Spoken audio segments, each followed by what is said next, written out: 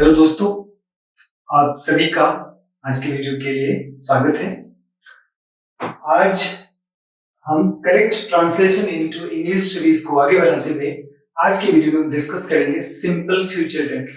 इससे पहले वाले वीडियो में हम simple present tense, simple past tense पढ़ चुके हैं। आज वीडियो में हम पढ़ेंगे सिंपल फ्यूचर टेंस। टेंस मतलब वर्ब का फॉर्म, नहीं, वर्ब अलग अलग टाइम को रिप्रेजेंट करने के लिए कुछ चेंजेस करता है अपने आप। उस चेंज को रिप्रेजेंट करने के लिए जो हम पढ़ते हैं उसी को हम टेंस कहते हैं।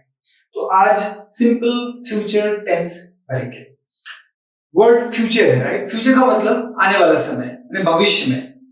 जब हम सिंपल फ्यूचर कहते हैं तो सिंपल फ्यूचर टेंस से ये पता चलता है कि जो भी वर्ब है वो सामान्य रूप से, वर्ब मतलब एक्शन, मतलब जिससे किसी काम का होना या करना समझा जाता है, वो सामान्य रूप से भविष्य के समय में हुआ है। मतलब कार्य का फ्यूचर टाइम में, यानी भविष्य के समय में सिंपली हुआ है। मतलब कोई काम भविष्य में सिंपली होगा, ऐसा अगर मीन करना है क्या, कोई काम भविष्य में सिंपली होगा। प्रेजेंट टेंस में क्या था कि एक नियमित रूप से कार्य का होने का भाव होता है सिंपल प्रेजेंट में। सिंपल पास्ट में क्या होता है कि कार्य खत्म हो गया, पास्ट के टाइम में, मतलब भूतकाल में काम खत्म हो गया, आरंभ भी हुआ और भूतकाल में काम खत्म भी हो गया। सिंपल फ्यूचर में है सामान्य रूप से कार्य भविष्य में होगा, नाम ही है सिंपल फ्यूचर। फ्यूचर मतलब फ्यूचर में कार्य होगा, पास्ट मतलब कार्य खत्म हो गया, और सिंपल प्रेजेंट मतलब नियमित रूप से काम के होने का भाव पता चलता है। ये तीन डिस्टिंग्विशिंग पॉइंट तीन टेंसेस में है, इसीलिए हम एक एक करके ही पढ़ रहे हैं। मतलब सिंपल प्रेजेंट पढ़ा तो सिंपल पास्ट पढ़ा, फिर सिंपल फ्यूचर पढ़ा, ताकि चीजों को समझने में आसान हो। तो सिंपल फ्यूचर में क्या है कि जो भी कार्य है, मतलब जो भी वर्ब है, जो भी एक्शन है, जो एक्शन वर्ड रिप्रेजेंट करता है वर्ड, वो सिंपली फ्यूचर में वो काम होगा।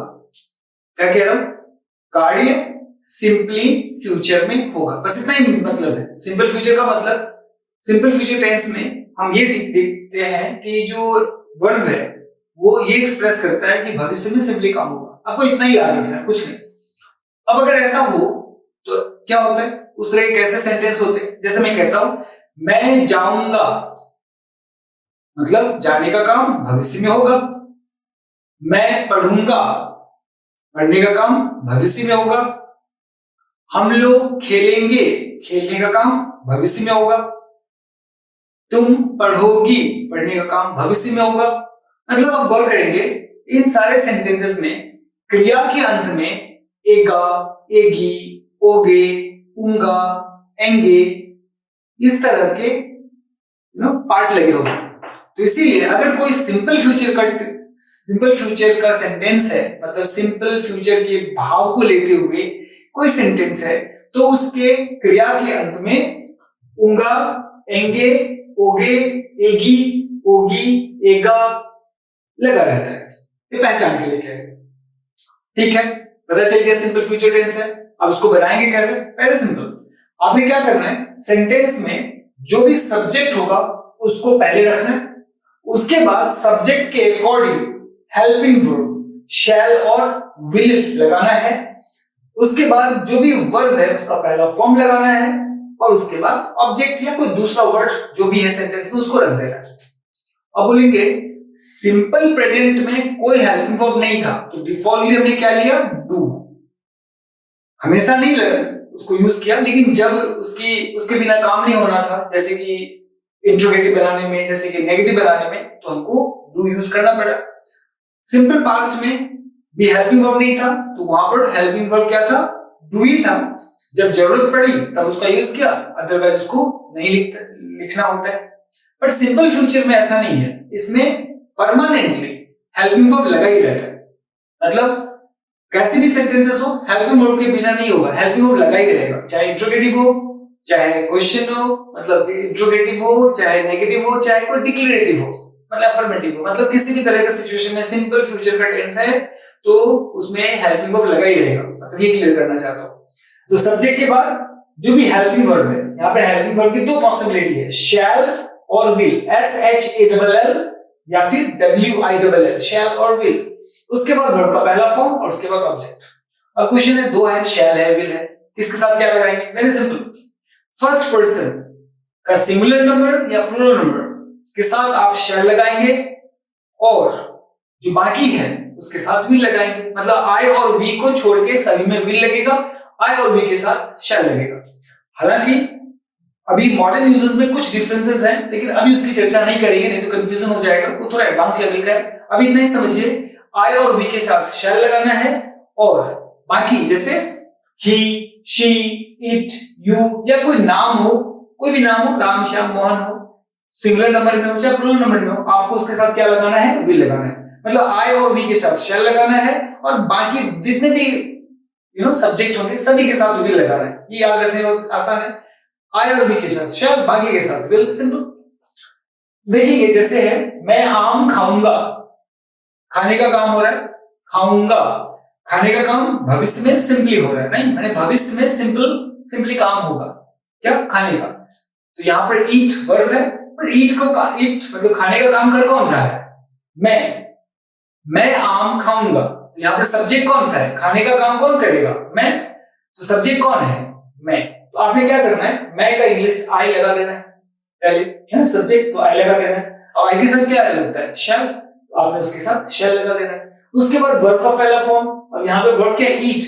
ईट का पहला फॉर्म ईट ही होता है। यहाँ पे देखा हमने ईट, एट, ईटन, तो V1 ईट होता है। यहाँ पे आपने क्या करना है? V1 ईट लगा देना है। उसके बाद ऑब्जेक्ट है या कोई दूसरा वर्ड है, उसको अकॉर्डिंगली प्लेस करना है। धीरे धीरे जब आगे बढ़ेंगे तो आपको पता चल जाएगा कौन सा शब्द को कहाँ रखना है। अभी आपको बेसिक लेवल पे है तो आपको सब्जेक्ट वर्ब पे ध्यान देना है, लेकिन कई बार बिना सेंटेंस ऑब्जेक्ट ना यूज करो तो सेंटेंस थोड़ा क्लियर नहीं होता, ये सेंटेंस थोड़ा भद्दा सा लगता है, इसलिए सेंटेंस जोड़ना, इस तरह के वर्ड को जोड़ना पड़ता है। आप उसमें टेंशन ना ले, उसको कहाँ लगाएंगे, क्या लगाएंगे, बस सब्जेक्ट के बाद वर्ब लगना है, ये ध्यान रखना है इस स्ट्रक्चर के हिसाब से। इसलिए यहाँ पे ऑब्जेक्ट लिख देता है समझाने के लिए कि इसको बाद में लगाना है, या इसके ऑब्जेक्ट की जगह पे कुछ और भी वर्ड्स हो सकते हैं, उसको बाद में लगाना है ताकि कंफ्यूजन ना हो। अब देखिए, हम लोग खेलने जाएंगे, तो कौन जाएगा खेलने? हम लोग यहाँ पे सब्जेक्ट है तो वी लगा दिया, वी के साथ क्या लगना है? शैल लगा दिया। वर्ब क्या है? जाना, नहीं जाएंगे, जाना, गो, किसलिए जाएंगे? खेलने के लिए जाएंगे, तो यहाँ पे टू प्ले आ गया, एडिशनल वर्ड है, धीरे धीरे समझ में आएगा। तो हम लोग खेलने जाएंगे, वी शैल गो, आपको इस पे फोकस करना है, वी शैल गो पे फोकस करना है। टू प्ले, यहाँ पर वर्ड आया था इसलिए लगा दिया, इसकी जगह कुछ और भी हो सकता है तो उसको लगा देंगे, बट वी शैल गो ही पहले लगेगा, बाकी सब उसके बाद ही लगेगा। इसलिए फंडामेंटली इसी को इस पे फोकस करना है आपको प्राइमरी लेवल पे। अब वो पत्र लिखेगी, कौन लिखेगी? वह मतलब शी लगा देंगे, शी के साथ क्या लगना है? विल लगना है, विल लगा देंगे। उसके बाद वर्ब का पहला फॉर्म लिखने का काम होगा ना भविष्य में, राइट लगा देंगे, क्या? लेटर लिखेगी, उसके बाद लेटर लगा देंगे, तो she will write a letter, क्या? वह पत्र लिखेगी, she will write a letter। वे हम लोगों को लेने आएंगे, आने का काम होगा, भविष्य में आने का काम होगा, तो कम है, कौन आने का काम करेगा? तो वे का इंग्लिश दे और दे के साथ क्या लगाना है? Will. They will come to take us, किस लिए आएंगे? लेने के लिए आएंगे। टू टेक किसको? हम लोगों को, इसलिए ऐसा गौर करेंगे यहाँ पे, ये एडिशनल है, लगा दिया। ये क्लियर हो गया ना, तो इसके बारे में आपको अपने आप समझ में आ जाएगा। सेंस के आधार पे आप खुद ब खुद बिना कोई ना भी सिखाए तो आप खुद ब खुद यूज करने लग जाएंगे।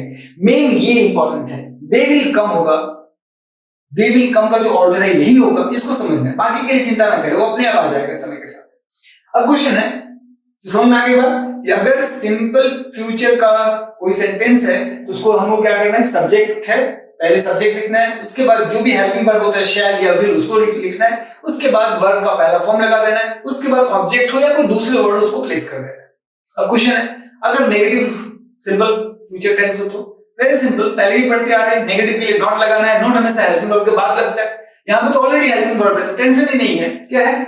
मैं आम नहीं खाऊंगा, तो देखेंगे शैल के बाद नॉट लग गया, मैं आम खाऊंगा क्या था? आई शैल ईट अ मैंगो, हमको नॉट लगाना है तो शैल के बाद नॉट लगा दीजिए। देखिए यहाँ पे इस जगह पे नॉट होगा तो क्या है? I shall not eat a mango, simple. वो पत्र नहीं लिखेगी, she will not write a letter, will के बाद नॉट लगा है, मेन वर्ब राइट है, राइट से पहले नॉट आया और हेल्पिंग वर्ब के बाद आया, कि नॉट हमेशा हेल्पिंग वर्ब के बाद लगेगा, मेन वर्ब से पहले लगेगा, वही रूल यहाँ भी लगा है। अब क्वेश्चन है, अगर इंट्रोगेटिव हो तो वेरी सिंपल, हेल्पिंग वर्ब को पहले लगा देना है, यही पढ़ते आ रहे हैं। अगर यस नो टाइप है तो हेल्पिंग वर्ब को सिंपली सब्जेक्ट से पहले लगा देंगे तो काम हो जाएगा। लेकिन अगर एक्सप्लेनेटरी है, मतलब एक्सप्लेन करना है, WH वर्ड लगा हुआ है, तो उस एक्सप्लेनेटरी वर्ड को भी हेल्पिंग वर्ब से पहले लगा देंगे। मतलब सेंटेंस की स्टार्टिंग किससे करेंगे? उस एक्सप्लेनेटरी WH वर्ड से। जैसे क्या मैं आम खाऊंगा, यस नो टाइप, क्या मैं आम खाऊंगा, यस या नो में जवाब हो सकता है। यस नो टाइप में तो क्या करना, आपने हेल्पिंग वर्ब को पहले लगा देना। तो क्या हो गया, देखिए यहाँ पे आई के साथ हेल्पिंग वर्ब शैल होना था ना, आई के साथ शैल है, यहाँ पर शैल यहाँ के बजाय यहाँ आ गया। शैल आई ईट अ मैंगो, क्वेश्चन मार्क। मैं आम क्यों खाऊंगा, क्यों खाऊंगा एक्सप्लेनेशन आ गया ना, WH वर्ड यूज होगा यहाँ पे। तो उसको क्या करना है, जो हेल्पिंग वर्ब है शैल, उसे भी पहले लगा देना है।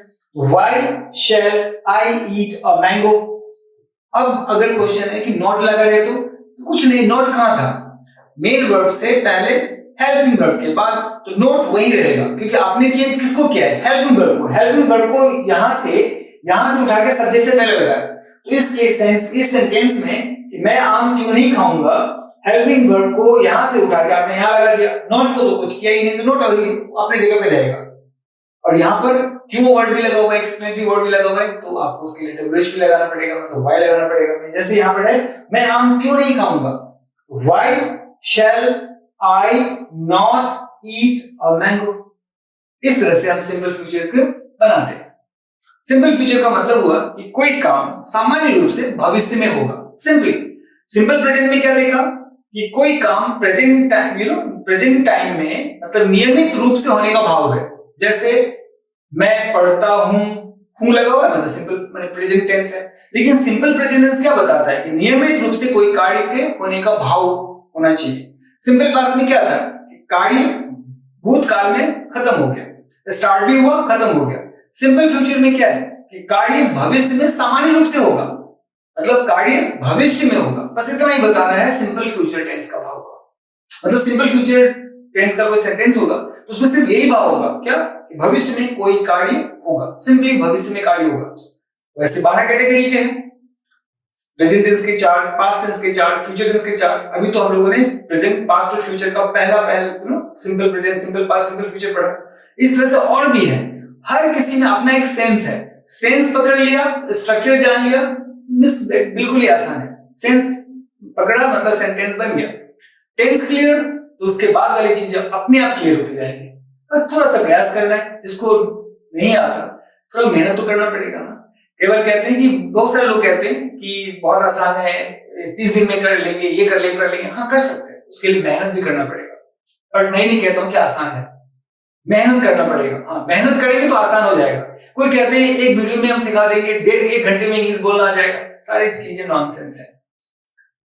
वोकैबुलरी पे काम करते करते 15 साल हो गए, इंग्लिश लैंग्वेज में पिछले स्टूडेंट लाइफ से काम करते आ रहे, तब जाके चीजें समझ में उस ढंग से आती है जो आपको रिप्रेजेंट कर पा रहे। तो इतना आसान नहीं है, लेकिन हाँ करने वालों के लिए मुश्किल भी नहीं है। जो प्रयास करेगा, जो हिम्मत करेगा, उसके लिए असंभव भी नहीं है। मुश्किल आसान बन सकता है अगर आप प्रयास करेंगे। प्रयास ही ना करेंगे, सिर्फ सोचते रहेंगे, तो छोटा सा काम भी मुश्किल सा रहेगा।